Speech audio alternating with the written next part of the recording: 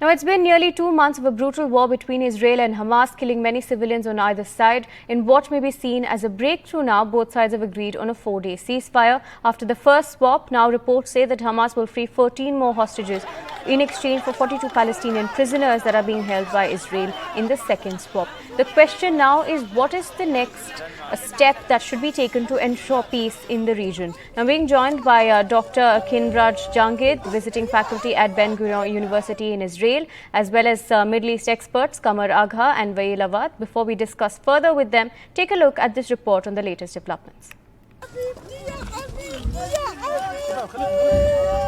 Palestinians in the occupied territory rejoiced as Israel released 39 Palestinian prisoners in exchange for 24 hostages on the first day of the 4-day Israel-Gaza ceasefire. لم تكتمل إلا لتحرير آخر أسير بسجون الاحتلال. مشاعر الفرح مغلفة بالحزن على المجزرة التي يرتكبها الكيان الإسرائيلي بحق شعبنا بقطاع غزة. بنوجه تحية الوفاء والنصر لأهلنا بقطاع غزة. فاليوم نقدر نحكي إنه إحنا حطمنا السلاسل وأغلقت زنزانة التحقيق. Hostages released by Hamas are currently undergoing medical examinations in 3 separate hospitals in Israel. I was thrilled to be the one to receive 4 children, 3 mothers, and a grandmother to the best and most caring hands here at Schneider Children's Medical Center of Israel. Their physical condition is good, and they're currently undergoing medical and emotional assessment by the medical and psychological team here at Schneider's. As the 4-day ceasefire continues to hold, aid has started to trickle into Gaza via the besieged territories Rafah crossing with Egypt in the largest volume since the beginning of the war.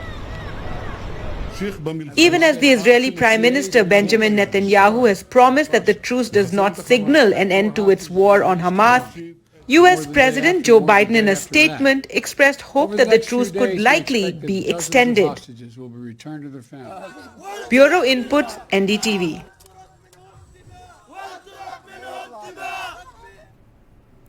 Right, now as the hostage prisoner exchange takes place, let's discuss further on what steps should be taken next. I'm being joined by Wael Awad, Dr. Jangid and Kamar Agha. Let me start with Dr. Jangid. Now, of course, the hostage prisoner exchange is a big breakthrough, but what can be done next, sir, to keep this going and take this forward? Thank you. Well, this depends on what will be the movement of Hamas after the 4 days. At this point, Hamas does hold an upper hand in Gaza, even when Israeli army has occupied half of it, and even when Israeli army has not allowed Hamas operators come out of the tunnels. Hamas holds this advantage because it has hostages.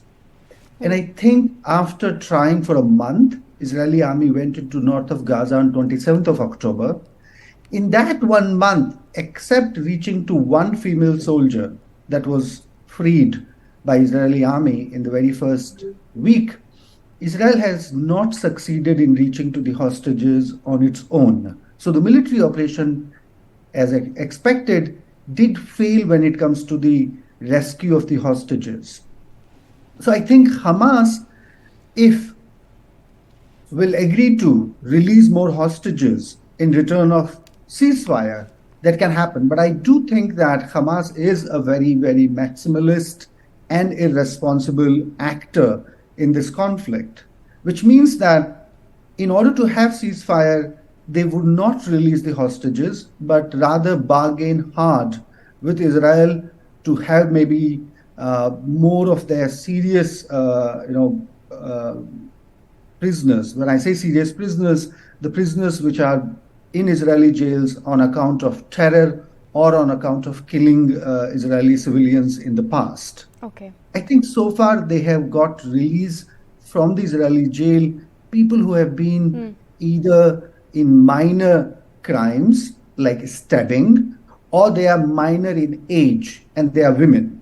So I think it depends what Hamas is going to do. But there's one very important thing that has happened in the last 2 weeks. Right. Hamas's military wing in Gaza is actually dictating hardline terms, Hamas's moderators, I don't think they are moderators by any means, but they are called moderators like Ismail Khania and Khalid Mashal, who sit in Doha, the political representative of Hamas. They seem to not have much control over the activities in Gaza because right now the military wing of Gaza is on a very, very maximalist and hardline position. Okay. Mr. Aga, adding to that point, now Israel said that a truce can be extended 1 day for every 10 hostages that will be freed. Can this be seen as a solution moving forward? Of course, like Dr. Jangit said, there is some sort of politics that will play about even in the release of hostages and prisoners. But slowly, can this lead up to a final solution? I don't think I agree with Dr. Jahangir, it's a very difficult situation. It's for both, for Israel as well as Palestinian. The thousands and thousands of houses have been demolished, and people are homeless, nothing to eat. In fact, conditions are very bad. Then we have seen in the past number of such operations, not at this scale, have taken place. Israel has conducted against the Hezbollah in 2016 and against the Hamas in Gaza itself, But what happens? They manage to kill some Hezbollah or Hamas leaders and commanders, say, but after some time they are replaced by the younger ones, who are more radical, more stronger groups emerges. So it's very difficult, number one, to suppress the ideology. Number two, I don't think it's stalemate will remain for some longer time. Now Israel is under very under pressure from Western European countries as well as from the people. Global community, are turned against them. That is why some of the European leaders have also come out of against the killing of the innocent people, or talking about humanitarian assistance, but they have not yet talked about the ceasefire like France, Spain, or some other countries. Italy is also one of them. Two more countries, I just forgot their name. So pressure is there in Israel. The only solution, I believe, the ultimate is, withdrawal of Israel from occupied territories. This is what the Prime Minister Modi has also reiterated in his recent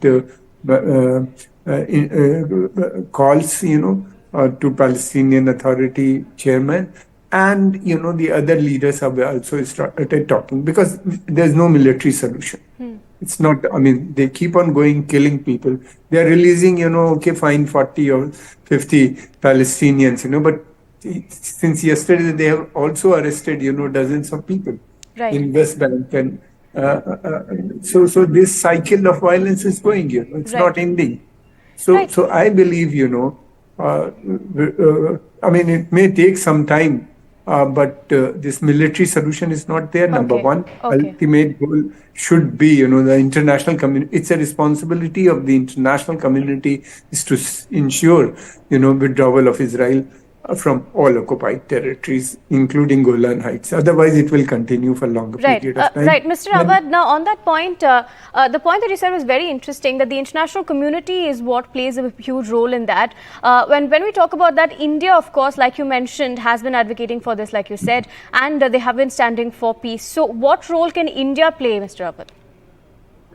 Well, I think India is a proactive role it can play, because it's a major stakeholder in the region. It's not only the oil security, food security, it's also the diaspora security, and also it's all commercial activity with the Arab countries. So if you wanted stability in the region, you need to end wars. You do not have to manufacture more wars and killing of people and creating this sort of a carnage as a collective punishment on the Palestinians. And I think India is speaking as a democratic state, as the largest democracy in the world, and is speaking for justice and ending of this carnage. So I feel that India will be playing and reshaping this new world order, we will see more of India presence, whether it's in the BRICS, whether it's in Shanghai, whether it is its own approach to the international affairs. So therefore, I would see an India role in the coming months to be more, because we are not expecting an end to this war. We are not expecting that this is going to end, that Israel, even if they hypothetically finish Hamas, will accept two-state solution. But having said that, I would say that this war have made the people and the world recognize that this is an international issue. It's no more a bilateral issue, which Israel tried to make it over the years. It is a bilateral issue between Israel and the Palestinian. It is an international issue where a country has been annihilated when another country has been replacing it. So let's end occupation, let's end settlement, and sit down across the table to solve the problem. Because even the American giving advice to the Israelis that they have failed in Afghanistan, they have failed in Iraq, and after 20 years of occupation, they give it back to the same people. So therefore, if you want peace in this region, talk of peace as an option. It's not only by destruction, because none of the Palestinian is able to go back to his home. They made it unlivable places. They destroyed school, they destroyed houses, they destroyed everything. Even water tank has been removed. Even returnees to their own destroyed house are being fired at. So all this has to be seen from the pictures. And I think it is only Hamas which has brought this halt of the Israeli actions, not American, not the West, not anybody else, but they have realized that for only to save their own home is to exchange the prisoners with the Israelis, Aarthi. And exchanging of prisoners here is only expose also that there are 9,600 Palestinians are in Israeli jail. There are more than 1,400. They don't know why they are in jail. And all these has been released, have been minors for more than 8 and 12 years inside the jail, not for a minor incident they have done, for things they don't know what they have done about it. And I think we have talked about it many times. And the Human Rights Watch, the UN organization, recognized Red Crescent also knows that there are many of them has been kept in Israeli jail as a psychic war. Not only the survival, by the way, even the death of them who died in Israeli jail. So therefore, I feel, and I am a very strong advocate of peace. Let us sit down across the table, find a dialogue, open a solution to this. There is no question that you will save. You are only creating more violence. More radicals will be emerge from this part of the world, and there will be more attack, not only on the Israelis and the Jews all over the world, on the American interest. Now we can see that the Houthis of Yemen are interfering. Tomorrow will be in the north of Israel will be at the receiving end with the Islamic resistance or the Lebanese resistance. And the question here is that the American and the West actually not after Gaza Strip only, they're only after Hezbollah and after Iran as well. Right. Thank you, Dr. Janged, Mr. Agha and Mr. Awad for joining us and sharing your thoughts.